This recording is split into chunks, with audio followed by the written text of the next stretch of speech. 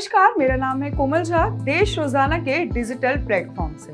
आज के खास खबरों में हम जानेंगे सबसे पहले ट्रम्प के ब्रांडेड दवाइयों पर 100% टैरिफ लगाने की वजह और भारत की फार्मा पर इसका क्या असर पड़ेगा, और इस लगातार हमले के पीछे ट्रम्प की क्या सोच है, इस पर भारत क्या कर सकता है, विस्तार से जानेंगे। दूसरी बात हम करेंगे कि किन आरोपों के तहत सोनम वांगचुक को गिरफ्तार किया गया और कैसे उनकी लद्दाख के लिए उठी आवाज को लोकतांत्रिक देश में सलाखों के पीछे डाल दिया गया, और अभी लद्दाख की क्या स्थिति है, और आखिर में हम समझेंगे कि बिहार में विधानसभा चुनाव से 3 महीने पहले बिहार में क्या माहौल है। सत्ता की चाहत और जनता पर शासन करने की इस होड़ में पक्ष विपक्ष क्या क्या पैंतरे आजमा रहे हैं। ये तीसरा बड़ा फैसला है जो अमेरिका के राष्ट्रपति डोनाल्ड ट्रंप ने भारत के खिलाफ लिया है। पहले भारतीय बाजार पर एक्स्ट्रा 25% टैरिफ की मार, उसके बाद H1 वीजा की फीस $1000 से बढ़ाकर $1,00,000 करना, और अब ट्रंप ने ब्रांडेड दवाइयों पर 100% टैरिफ लगा दिया है, जिससे फार्मा कंपनियों को बड़ा झटका लगा है। ट्रंप के ये फैसले लगातार भारत के बाजार को तोड़ने का काम कर रहे हैं। ट्रंप ने अपने इस फैसले में ब्रांडेड और पेटेंट दवाइयों पर 100% आयात शुल्क लगाने की घोषणा कर दी है, जो कि 1 अक्टूबर से लागू भी हो जाएगी। उन कंपनियों को छूट मिलेगी जो अमेरिका में ही दवा बनाने का प्लांट लगाएंगे। और ट्रंप यहाँ पर रुके नहीं। किचन के सामानों, बाथरूम वैनिटी पर 50%, फर्नीचर पर 30% और भारी ट्रकों पर 25% टैरिफ लगाने की घोषणा कर दी है, और लगातार यही दावा कर रहे हैं कि विदेश उत्पादक अमेरिका की कंपनियों को नुकसान पहुंचा रहे हैं। साथ ही ट्रंप ने यह भी कहा कि राष्ट्रीय सुरक्षा और अन्य कारणों की वजह से टैरिफ जरूरी है। ये जो टैरिफ लगाया गया है वो ब्रांडेड दवाइयों पर लगाया गया है। तो चलिए पहले ये समझ लेते हैं कि जेनेरिक और ब्रांडेड दवाइयों में फर्क क्या है।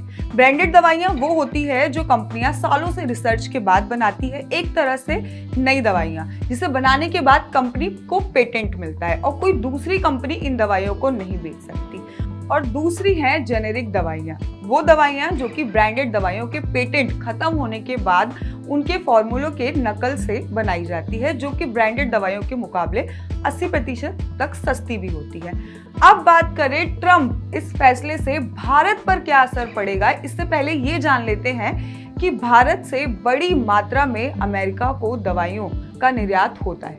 साल 2024 की बात करें तो अमेरिका को 3.6 अरब डॉलर यानी कि तकरीब 31,626 करोड़ रुपए की दवाइयां निर्यात की थी, और 2025 में 6 महीने के अंदर अंदर ही ये आंकड़ा 3.7 अरब डॉलर यानी कि 32,505 पार कर चुका है।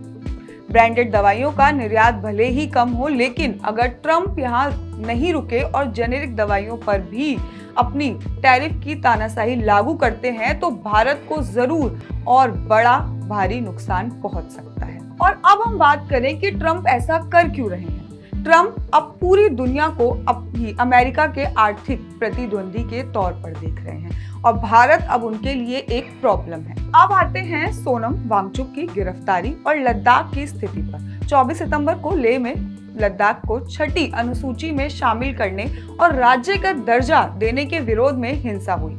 हिंसा में 4 लोगों की मौत हुई और लगभग 70 से ज्यादा लोग घायल हो गए थे।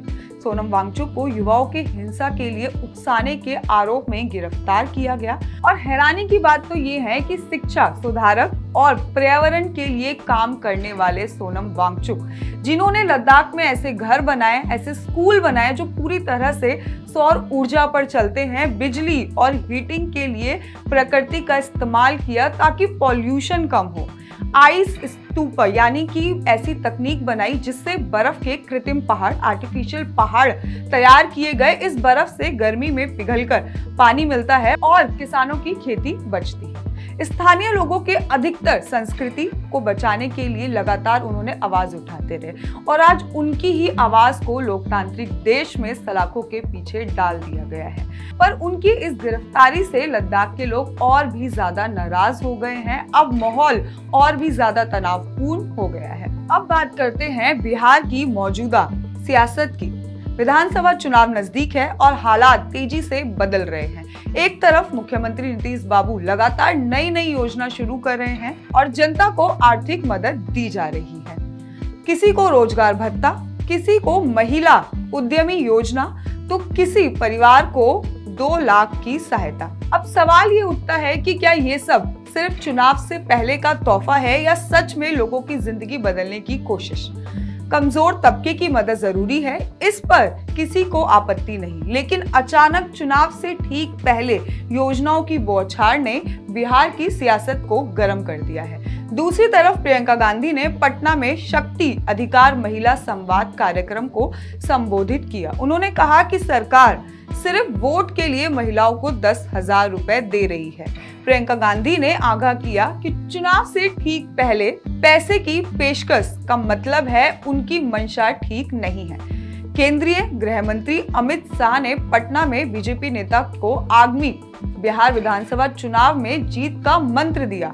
उन्होंने भाजपा के नेताओं को निर्देश दिया है कि व्यक्ति मतभेद को भुलाकर कार्यकर्ता एकजुट हो और एनडीए की 2/3 बहुमत की जीत सुनिश्चित करें। तो कोई कहीं भी हो, अभी हर पार्टी के बड़े छोटे नेता सभी को बिहार और बिहार की जनता की चिंता है। अभी सभी मदद के लिए आगे आए हुए हैं और ये चिंता अब सीधी तभी खत्म होगी जब चुनाव खत्म होंगे। धन्यवाद, आज के लिए इतना ही। बाकी के अपडेट्स के लिए देखते रहिए देश रोजाना। हमारे साथ जुड़े रहने के लिए सब्सक्राइब करें देश रोजाना के YouTube चैनल को और नई वीडियो की नोटिफिकेशन पाने के लिए बेल आइकन जरूर दबाएं। अगर आप ये वीडियो Facebook या Instagram पर देख रहे हैं तो पेज को लाइक और फॉलो जरूर करें और ज्यादा से ज्यादा शेयर करें।